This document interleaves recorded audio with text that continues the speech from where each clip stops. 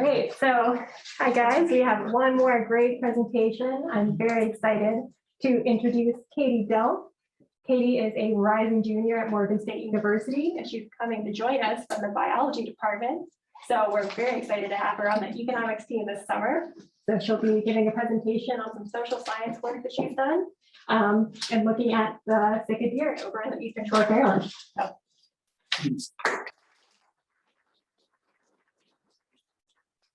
Thank you, Caitlin, for that introduction, and thank you all for being here for our presentations. Like she mentioned, my name is Katie Delph. I'm a rising junior at Morgan State as a biology major, and I've been working over the summer as a C-Stream intern here at the Pearl Laboratory on our ongoing project, assessing hunter opinion and economic impacts associated with Sika deer hunting and management on Maryland's Eastern Shore. As I mentioned, it is an ongoing project, so we do not have any results from our survey as we are still constructing it. So a little bit of background on this species. Although it is named the Sika deer, it is a member of the elk family. It is not native to Maryland. It is native to southern Japan. Specifically, Yukishima Island, as you can see, is a small island right on the southern tip of Japan. In 1916, it was released on James Island by Clement Henry. And as you can see in the picture, they do tend to go in the water. So lower tides allow them to swim and travel to the mainland where they're inhibited currently. So they concentrated in the marshes and wetlands on the Eastern Shore. And as I mentioned, they are a non-native species, but they are not considered to be invasive because they're not known to cause significant ecological or economic harm. And the ecosystem on the Eastern Shore is not perfect as it is disrupted by the Phragmites reed plant, which is an invasive plant species that dominates most of the marsh area. So per the DNR website, their current management goal is to maintain their cultural carrying capacity, which means it is the maximum number that can compatibly coexist with native species and also landowners on the Eastern Shore. This differs from their biological carrying capacity, which is just the maximum number that that environment can sustain. So a little bit more background on this species. They're found in the southern counties of the Eastern Shore, specifically Dorchester, which is right across the bay from where we are currently in Calvert County. And that is the main county that their harvests are found. It's also found in Wacomico, Somerset, and Worcester counties. They have very few natural predators, one including the coyote, which tends to not go into the marsh to harvest these animals. So there is a concern for their population growth and range expansion, causing competition for native white-tailed deer in Maryland. So in over the 100 years that it has been on the Maryland's Eastern Shore, their population started about 5 or 6 individuals, and now is estimated to be around 15,000 individuals in 2018. So this is a map from the Kolb and Bowman paper of 100 years history of this Japanese species on the Delmarva Peninsula. So as you can see, the ranges in yellow, starting from the shorelines encroaching into Dorchester County, and as the range as of 2014, the areas in green, it has encompassed all of Dorchester County, seeping into Wacomico, Somerset, Talbot, and Caroline counties. Areas in the light blue are counties with harvest less than 5 years ago. So there are some of these species found there, but they are expanding and there are very little harvest rates in those counties. So some of the societal costs associated with this species being on the Eastern Shore includes crop damage, vehicle collisions, and species competition with native white-tailed deer. But one of the major benefits of having this species on the Eastern Shore includes recreational unique hunting opportunities. So projected about 5,000 hunters spend 35,000 days annually spent hunting for this species on the Eastern Shore. Also, it is a source for tourism to include wildlife watching to come see this unique animal. And also regional economic impacts is one of the benefits. So through recreational hunting can be used as a management strategy to curb some of these costs, including crop damage and vehicle collisions to suppress some of their population growth. So like crop damage, this management strategy supports stakeholders' viewpoints like the Maryland's Farm Bureau, which supports increased management on nuisance wildlife. So that is a major benefit of having recreational hunting opportunities increased. So that brings us to our project objectives over the summer was to create a survey to measure the level of support and economic impacts associated with this hunting activity on the Eastern Shore.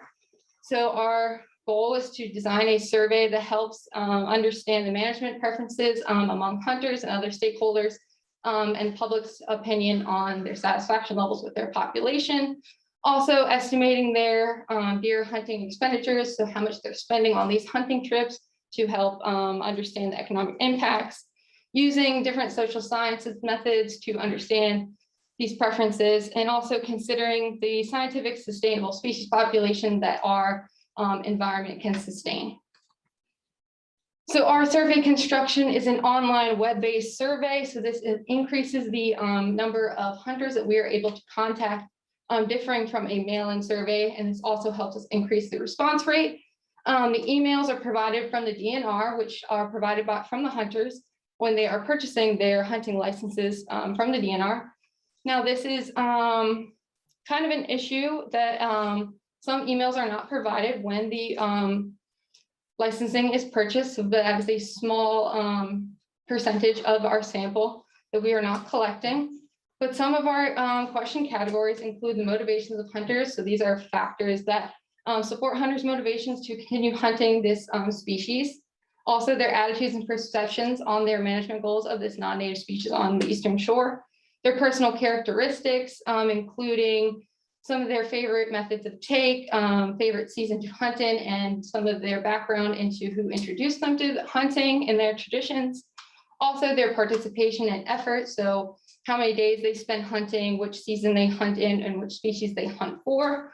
Also, some of the questions categories are related to R3, which is a program including recruitment, retainment, and reactivation. So recruiting new hunters into the hunting tradition, retaining the amount of hunters that we currently have, and also reactivating the hunting culture across the US. Also, of course, demographic questions to understand who exactly is taking our survey. Some of the question types simply include multiple choice questions. So given the question, having multiple answers for the respondent to choose from. Ranking style questions, so ranking the importance of statements giving. It's a quantitative measure to a ranking of 1 to 5 on their importance of the statement. Also, Likert scale questions, so they're given a statement which they can choose on a scale that they strongly disagree or strongly agree to. And also deploying a choice experiment and regional economic impacts, which I will discuss on future slides. So it brings me to the regional economic impacts of this unique hunting experience on the Eastern Shore. According to one of the leading and largest land sites, Landwatch, 19% of all 11 to 50 acreage properties and 43% of all 51 to 100 acreage properties on Dorchester County or in Dorchester County use the keyword Sika in advertising their property in their description. And also the images on the right side of the screen are different outfitters that provide guide services for hunting this species on the Eastern Shore. So this says a lot, speaks a lot to how important this species is to the Eastern Shore and their economy. So what exactly are regional economic impacts? Simply, they are the spending and respending of dollars in a region. So this unique hunting experience brings in people to spend dollars in that local economy. And also this helps create jobs and support the local businesses by the influx of money into their economy. So we are eliciting those expenditures in our survey with this sort of chart, which is a draft chart in our survey. These are different categories that we would use to estimate the different expenditures that these hunters are accruing on their trips. These are trip-specific expenditures.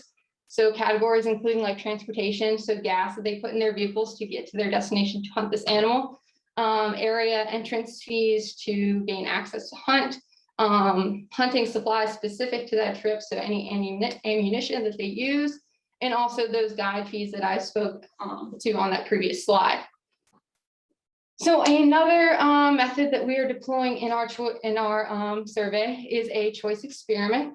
So choice experiment is a tool that economists use to elicit preferences. So one of the things that we are very interested in understanding with our survey is hunter preferences regarding the different attributes relating to recreational hunting experiences. So a choice experiment forces people to make trade-offs regarding those attributes in that choice. And so one of the products that we wish to produce with our choice experiment is a willingness to pay factor in those changes of those attributes within the hunter's decision. So an example of our choice experiment that we are deploying in our draft survey, the hunters are provided with a choice between option A and option B. So on the left side of the screen is the attributes included, so including season length, harvest probability, and cost. So within the two choices they are presented with, the attributes differ with their levels. So one of the examples of one of these trade-offs that the hunters will be making is between harvest and cost. So as you can see, in option A, they have a 1 in 4 chance of harvesting a deer when they spend $50 on a hunting license. And in option B, they have a 1 in 8 chance of harvesting an animal when spending $25 on a hunting license. So this speaks to the hunter's willingness to pay, if they're willing to pay more for a hunting license, if that is something in importance to them of harvesting a deer on their hunting trip. So this is just one example of the information that we can collect on our choice experiment to use in our analysis. So the next step for our project is finalizing a draft of our survey instrument and administering pre-testing to hunting groups, consulting with those hunting groups to understand the revisions as necessary to make it as efficient as possible, and preparing to launch a survey at the end of the 2021-2022 hunting season. I would like to thank the Maryland DNR for their support and fundage of our project. I would like to thank the Pearl and C-Stream for hosting me as intern this summer and giving me the opportunity to work on this wonderful project, and also to the econ team for all their guidance and teaching over the summer. And I would also like to give a shout out to Abu Bakr Ringham, who is a PhD Morgan student, and he was also on board the econ team this summer aiding in our survey construction. This concludes my presentation, and I'd like to open the floor to any questions.